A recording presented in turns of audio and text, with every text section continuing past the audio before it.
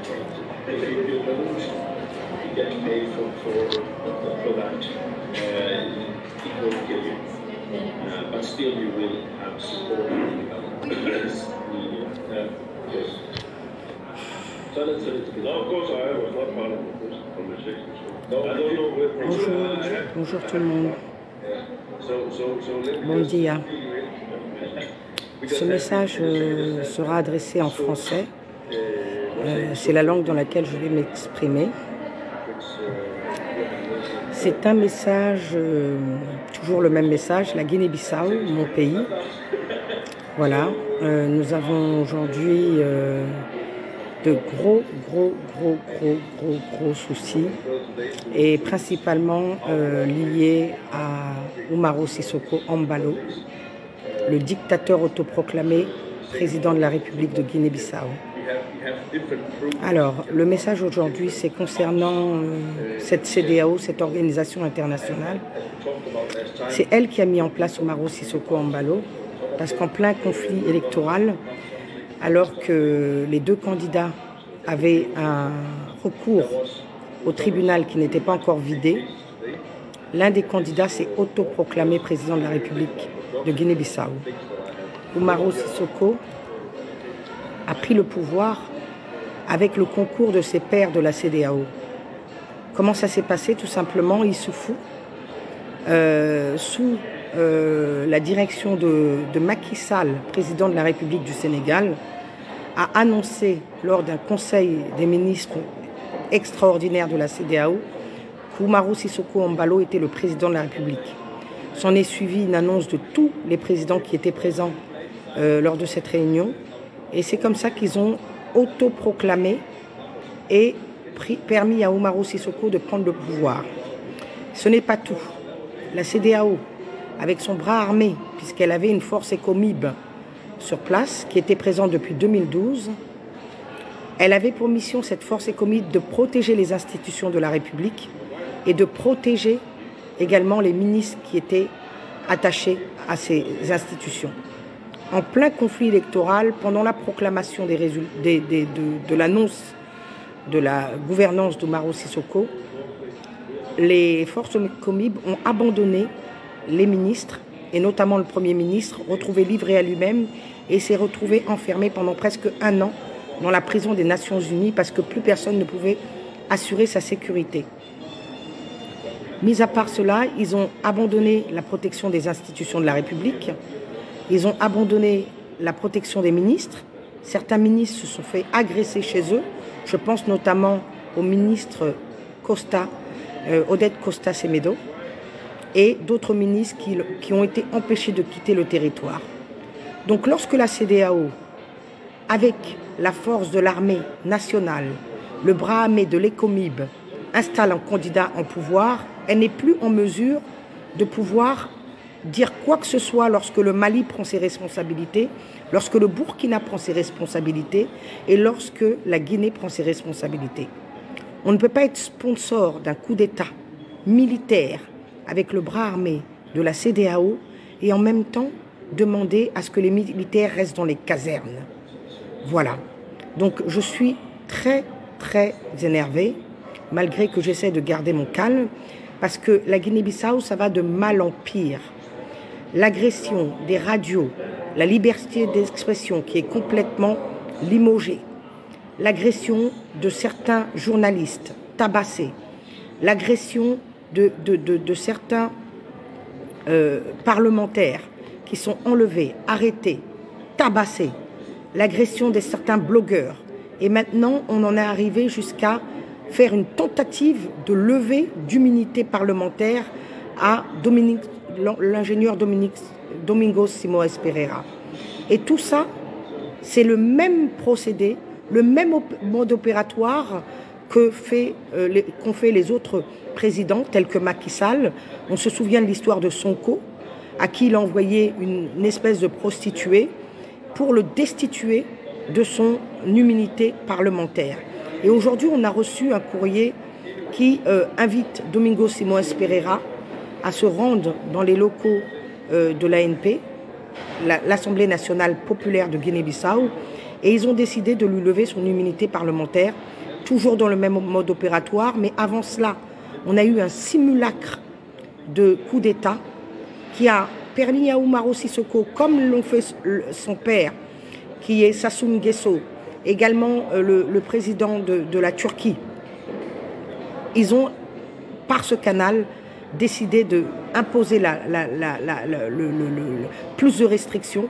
Ils ont assassiné 11 personnes au passage pour faire passer ce coup d'État. C'est une horreur qui se passe en Guinée-Bissau. Et toute la responsabilité, tous les morts, tous les crimes qui se passent en Guinée-Bissau n'ont qu'un seul et unique responsable, c'est Umaro Sissoko Embalo, ainsi que ses pairs installés, tout simplement, tous les pairs qui sont installés à la CEDEAO. Donc moi je parle des 11 pays membres, je parle du Bénin, je parle du Burkina Faso, je parle du Ghana, je parle de la Gambie, je parle de la Guinée-Conakry, je parle de la Guinée-Bissau, je parle de Libéria, je parle de la Côte d'Ivoire, je parle aussi de tous les pays membres jusqu'au dernier, de la Sierra Leone, du Mali, avant la mise en place de ce gouvernement. Ils sont tous coupables de ce qui se passe en Guinée-Bissau. Tous nos morts, aujourd'hui nous avons comptabilisé plusieurs morts, des agressions multiples, et il ne se passe absolument rien. La CEDEAO est absente de la Guinée-Bissau. Et ce qui arrive à l'Afrique est terrible, parce que l'un des plus grands larbins de la France et des Occidentaux, je passe à Macky Sall, président de la République du Sénégal, est aujourd'hui installé à la table des négociations internationales pour l'Afrique. C'est véritablement terrible ce qui nous arrive. Non seulement on a une organisation mafieuse qui n'est plus en mesure de pouvoir faire respecter l'ordre constitutionnel des pays, de faire respecter la Constitution et également la loi électorale de nos pays, elle est aujourd'hui associée à toute cette organisation internationale pour détruire nos nations. Sincèrement, j'ai mal au cœur aujourd'hui. Je suis tellement, depuis ce matin, je ne vais pas bien. J'ai eu peur au départ que c'était une fausse. J'ai pensé au départ que c'était juste un fake, cette invitation. J'ai eu la confirmation par le concerné qu'il a réellement reçu une convocation pour discuter de sa levée de l'immunité parlementaire. Nous n'avons toujours pas le motif. Tout ce que nous savons, c'est que tout ce qui se passe aujourd'hui en Guinée est programmé, tout ce qui se passe aujourd'hui en Guinée est orchestré, tout ce qui se passe aujourd'hui en Guinée est une destruction massive des valeurs de la nation, une destruction massive également de tout ce que notre père de la nation, Amilcar Cabral, avait bâti. Il a divisé les nations, il est en train de vendre notre pays lusophone sur un plateau à la France, au travers de Macky Sall. Toute cette organisation, c'est pour aller dépouiller le pétrole dans le partage des eaux maritimes communes et dans justement la négociation qui devait se faire et qui attribuait 85% au Sénégal et 15% à la Guinée-Bissau. C'est une horreur ce qui se passe en Guinée-Bissau. Et sincèrement, je pense que là, c'est la goutte qui fait déborder le vase, parce que le fait d'aller s'attaquer à l'intégrité d'un homme qui se bat comme Domingos Simões Pereira pour que les valeurs de la République soient respectées, pour que la démocratie soit imposée et que pour la corruption puisse cesser dans cette nation, il est venu avec un véritable projet, avec une véritable vision, le projet Terra Ranca, qu'aujourd'hui, nous avons eu un acteur qui a été imposé par Macky Sall et consorts, qui est arrivé les mains dans les poches, sans aucune vision, sans aucun projet pour le pays, si ce n'est de le dépouiller et de le remettre aux Occidentaux.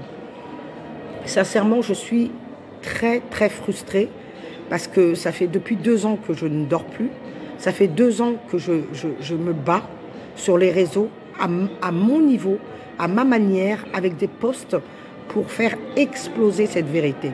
Nous devons parler au niveau international, nous devons nous saisir d'avocats, comme l'ont fait nos compatriotes, le docteur Sana Kanté, lorsqu'il a attaqué la CEDEAO, parce que c'est la CEDEAO elle-même qui, elle, impose ces dictateurs, cette CEDEAO qui est financée à plus de 72% par l'Union européenne, et c'est elle qui nous impose ces dictateurs en Afrique. Je n'en peux plus. Je veux véritablement que tous les enfants dignes d'Afrique, je ne parle pas que ceux de la Guinée-Bissau, puissent partager ce message, puissent également nous rejoindre. Nous sommes un tout petit pays, un pays de 2 millions seulement d'habitants. La Guinée-Bissau est un petit pays avec un fort potentiel. Nous avons l'un des plus grands combattants de l'histoire, qui est Amilcar Cabral, l'un des plus grands combattants de l'histoire. On ne peut pas être réduit à ce que nous sommes réduits aujourd'hui, c'est-à-dire à l'avilissement total de la nation par un pays tierce.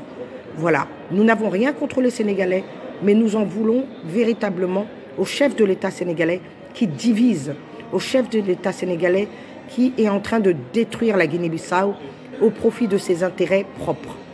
Voilà, c'était mon petit message. N'hésitez pas à partager. Je vous remercie. Au revoir.